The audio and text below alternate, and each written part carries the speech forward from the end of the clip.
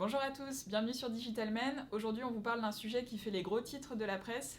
Oui, un sujet qui tourne autour de Facebook puisqu'ils vont annoncer l'ouverture de leur bot store.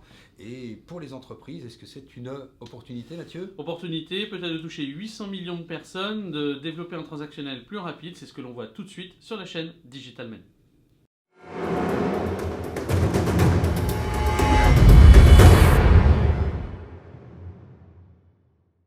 Bonjour. Bah, du coup, je lance le truc. Bonjour Mathieu, bonjour Lionel. Salut Anne, bonjour à tous. Merci de nous retrouver sur Digitalmen. Aujourd'hui, on vous parle d'un sujet qui a fait couler beaucoup d'encre, le lancement de chatbots sur les messageries instantanées. Donc les chatbots, on le rappelle, ce sont ces petits programmes qui sont capables de discuter avec un internaute et de répondre à ses questions. Et c'est vrai que le sujet est brûlant puisque la compagnie aérienne KLM vient d'en lancer un sur Facebook Messenger. Facebook s'apprête à lancer un bot store. Microsoft travaille beaucoup sur la question et Kik a également lancé une boutique de ce type-là. Donc du coup, certains experts aujourd'hui pensent qu'on est à un virage de l'Internet. Donc avant de discuter des changements que ces petits programmes pourront amener dans nos vies, vous vouliez faire un petit état des lieux et nous expliquer leur fonctionnement. Oui, un petit tour du monde des personnes socialement connectées. Alors d'abord, on parle de 4 milliards de personnes qui ont un téléphone mobile dans le monde, c'est pas mal, dont 2 milliards qui sont connectés aux réseaux sociaux, social media. Dans ces 2 milliards, il y a 1,7 milliard qui sont connectés à Facebook. C'est la cinquième fois qu'on le refait. Donc... voilà. Et puis dans ces 1,7 milliard, eh bien, on a aussi une messagerie qui s'appelle WhatsApp, que beaucoup de personnes connaissent, puisque en plus Facebook l'a racheté en 2014. Et ils sont déjà 1 milliard sur cette messagerie. Et puis évidemment, les utilisateurs de Facebook sont aussi sur Facebook Messenger. Oui, puisqu'ils sont à peu près 800 millions. C'est quand même assez considérable et c'est un chiffre sur lequel on reviendra tout à l'heure. Et si on fait à peu près le cumul des applications, on considère qu'il y a à peu près 1,5 million d'applications sur Google Play, quasi autant sur l'iTunes Store. Donc on peut considérer aujourd'hui que c'est un phénomène extrêmement massif et qui pour autant, avec un autre chiffre en contre-argument, c'est 35 applications en moyenne installées par mobile, ce qui est relativement peu. Donc finalement, on va voir que certains en possèdent très peu, d'autres en possèdent peut-être trop, à quoi elles servent et comment le bot justement va tout modifier là-dedans. Voilà, c'est parti. D'accord, donc on a bien compris les enjeux. Est-ce que vous pouvez nous expliquer le fonctionnement de ces petits robots? Alors, ces petits robots. Question. Où viennent-ils se greffer? Alors, ils viennent en réponse à une messagerie. Alors, l'idée de ce robot, c'est que je vais saisir un message sur ma messagerie instantanée. Commander une pizza. Peut-être. Ou pas. Ou un McDo. Ou un pas de marque, on n'est pas sponsorisé. Paris Bordeaux-Le-Mans. Ils vont me permettre donc de dialoguer en message texte avec un robot pour un service donné. Donc ça, via ma messagerie instantanée. C'est ça le système. Alors, on a aujourd'hui déjà un certain nombre de dialogues que l'on fait. Qui n'a pas utilisé Siri pour les utilisateurs d'iPhone, qui n'a pas utilisé Google Talk pour les utilisateurs d'Android. Ce sont déjà de l'intelligence artificielle qui, à la parole, sont capables de décrypter ce que l'on dit et vont nous répondre. Bonjour Siri, est-ce que tu peux me dire le temps qu'il fera demain? Et donc Siri nous répond. Voilà. Donc ça, on a cette intelligence artificielle qui progresse, mais aujourd'hui, au niveau des messageries instantanées, on développe, et la plateforme Facebook a développé un système d'intelligence artificielle qui va permettre finalement de créer pour des services un outil qui va permettre de répondre à nos messages textuels. Voilà, en gros, on va chatter avec un robot. Super, ça laisse la porte ouverte à beaucoup de services. Oui, alors on comprend bien l'intérêt pour le client, ne pas avoir besoin de télécharger une application ou de fouiller un site internet pour obtenir une information, pour passer une commande de pizza par exemple. Quel est l'intérêt pour les sociétés ?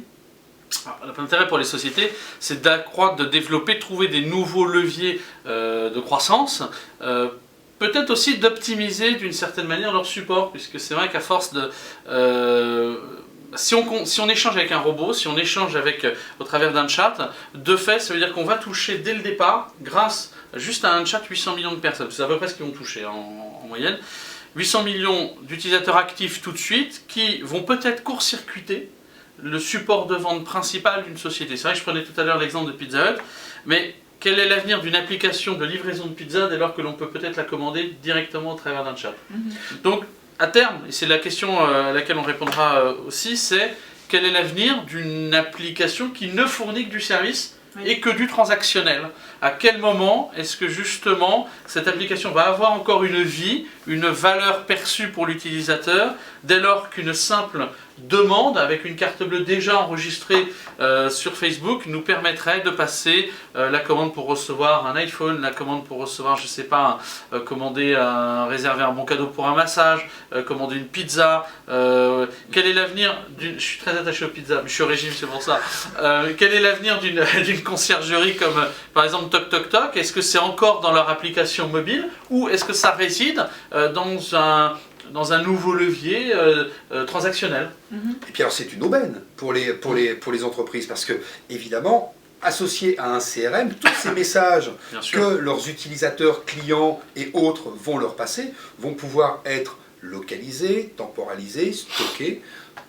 On va pouvoir faire des retours, c'est extraordinaire. Enfin, c'est une aubaine. C'est à la fois l'aubaine de pouvoir rentrer sur un parc de 800 millions de personnes instantanément, puisque ce sont les utilisateurs actifs. Voilà pourquoi, en fait, l'annonce de Facebook bouscule véritablement un certain nombre d'idées reçues et d'usages reçus, mais surtout que l'on va pouvoir traquer ces personnes et leur rendre la vie plus facile, comme le disait Mathieu en parlant de pizza. Hein, ça, c'est super important. Bon, un petit chiffre, 800 millions, c'est pas le nombre total que Apple a vendu d'iPhone depuis le lancement du premier iPhone. C'est ça qui est dingue. C'est-à-dire la meilleure application du monde pour iOS, même si tous les utilisateurs d'iPhone la téléchargeaient, il ne serait pas 800 millions. Exactement, c'est ce qui est assez flippant. Vous imaginez le rouleau compresseur qui est en train d'arriver avec des fonctionnalités fantastiques. Je ne sais plus quel PDG parlait récemment justement d'Uber, c'est-à-dire qu'on allait commander son Uber directement avec le chat. Donc ça veut bien dire intrinsèquement que c'est peut-être une mort certaine de ces applications dont tu voulais nous parler, Anne. Tout à fait, oui. La mort des applications, est-ce que ça pourrait également signer la mort de la recherche telle qu'on la connaît sur Internet? Ça, c'est une question. Aujourd'hui, qui est le leader de la recherche sur Internet? G-O-O-G-L-E, hein, c'est Google. Facebook aujourd'hui arrive avec un objet, un outil. Alors, on ne dit pas que Google n'est pas en train de préparer une réplique, hein, mais ce qui est intéressant, c'est que autant en Chine avec WeChat, on a déjà des robots de messagerie qui sont en place et qui fonctionnent parfaitement bien.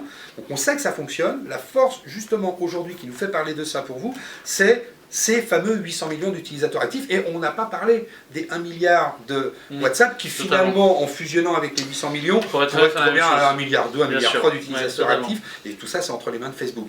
Donc les autres, qui sont les rois de la recherche, notamment Google, toute la recherche de services, quand je voudrais commander une pizza, on fait le process, hein, je commande une pizza, pouf, j'arrive sur la page de téléchargement éventuellement de l'application, je télécharge l'application sur mon smartphone, je lance l'application, je commande la pizza, bref, bien là, des contraintes. Voilà, on aurait un parcours qui serait jalonné de contraintes, à part si on est un mangeur de pizza effréné 4 fois par jour, l'application n'a pas d'intérêt. Donc forcément ici, on simplifie l'interaction avec le service en ligne et on bypass finalement le monopole de Google sur la recherche de services. Hein, on ne dit pas que Google va rester dans la recherche. Hein, on dit simplement que dans la recherche de services, on risque de bypasser Google très facilement.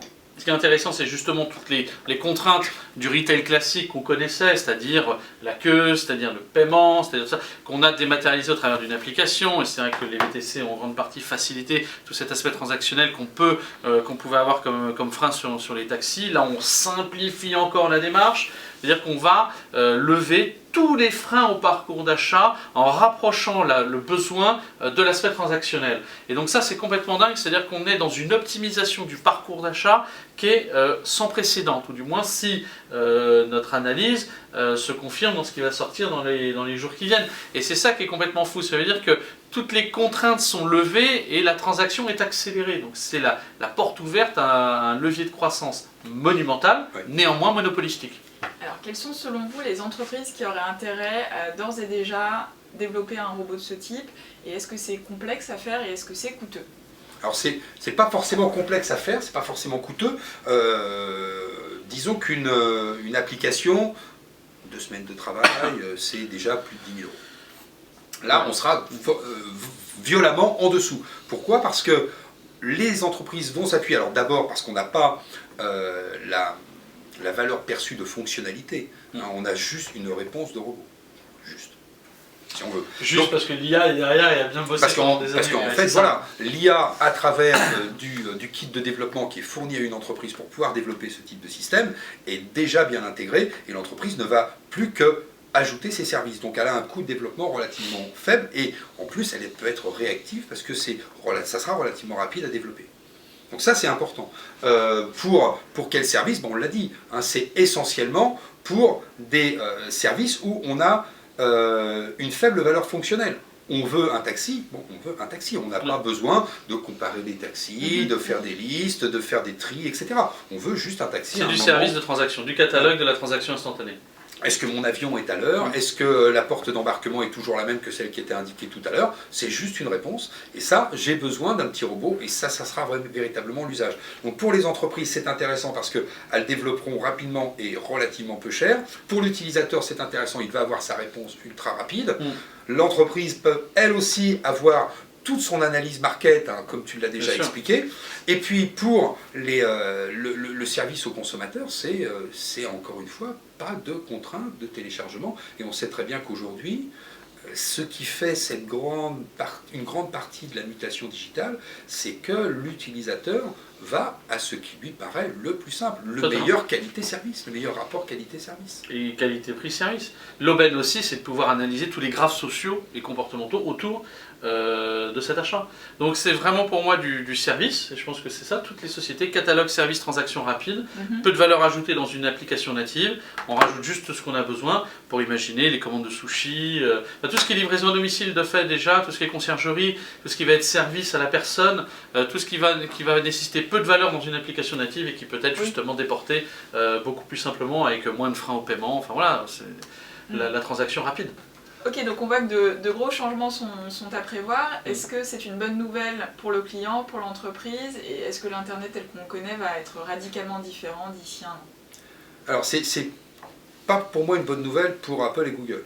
Bon, Apple et Google livrent par le biais de leur système d'exploitation et de leur store respectif des applications. Certaines applications font de l'achat in-app, ils prennent des commissions dessus et Google en plus règne en maître sur la recherche. Donc là, pour eux, c'est pas du tout une bonne nouvelle puisqu'on va avoir un bénéfice, rapidité, fluidité, service qui sera meilleur pour justement ces services qui ont besoin plus de réponses instantanées que de grosses fonctionnalités. On n'a pas un logiciel de montage vidéo sur sa tablette, on a juste besoin de commander un taxi ou une boisson. Voilà. Donc ça c'est vraiment difficile pour eux. On l'a déjà dit tout à l'heure. Tout le système de recherche de Google qui est basé sur des réponses de services plutôt instantanées, on va plutôt le faire directement avec des robots qui parlent à nos messages. Le reste sera en place. C'est pas du tout la mort de Google et d'Apple. Mais par contre, c'est une grosse pierre dans leur jardin. On peut compter que Google va apporter une réponse probablement. Mais c'est une très grosse pierre dans leur jardin, toujours à cause de ce fameux parc de 800 millions d'utilisateurs actifs. Sans ces 800 millions et sans cette puissance, évidemment, ça pourrait être comme WeChat, que vous ne connaissez pas, puisque c'est essentiellement chinois, mais avec des bots qui marchent déjà très bien dans ces contrées. Mais aussi, il y a le problème pour les entreprises et pour l'argent. Un des principaux... alors, le bénéfice client, il est exceptionnel parce que effectivement, c'est la disparition de tous les freins, la disparition de toutes les contraintes et tout est plus facile. On a, juste ici, parce qu'on a perdu les slides, bon, c'est pas grave. L'autre problème que l'on peut voir principalement, c'est le côté monopolistique. C'est-à-dire le problème, c'est le frein. Le frein principal, c'est la partie notamment, et pour moi c'est la crainte que j'ai, c'est le côté mainstream du tuyau dans lequel va passer la transaction. C'est-à-dire qu'à partir du moment où on déporte son interface transactionnelle, qu'on la passe par un acteur tiers, de fait on déporte aussi la transaction, on déporte le moyen de paiement, on déporte forcément le client, on déporte tout. Donc c'est aussi peut-être un point de vigilance à avoir tout du moins, c'est cette partie-là, parce que la dépendance à Facebook dans l'aspect transactionnel, c'est peut-être le mouton, le loup dans la bergerie, quoi. Voilà, donc c'est un des points d'alerte, je ne sais pas comment ça a évolué, c'est une toute puissance que vous mettez, sur laquelle vous vous mettez, est-ce que c'est pas une épée de Damoclès ? À voir, ça c'est l'avenir qui nous le dira. En tout cas, voilà, c'est un des points de vigilance que je constate, parce que même moi je me poserai la question pour certaines de mes sociétés. Donc la question elle est simple, est-ce que je peux toucher 800 millions de personnes, mais avoir Facebook qui contrôle une partie de mon service et le canal de paiement, ou est-ce que je continue à essayer de me battre et à passer la tête sur les 1 500 000 applications. C'est David contre Goliath, là, clairement. Donc je pense qu'à ce niveau-là, voilà, faut y aller. Il n'y a aucun autre choix que au moins de tenter, dès lors que ça apporte quelque chose à votre business, bien sûr. Ok, bien merci Lionel, merci Mathieu. Avec On se retrouve plaisir. très bientôt au Pôle Léonard de Vinci pour discuter d'autres tendances du digital. Et puis merci à vous de nous avoir suivis. N'hésitez pas à vous abonner à notre chaîne YouTube si vous voulez être averti de la publication de la prochaine vidéo. On vous dit à très bientôt. Bye bye.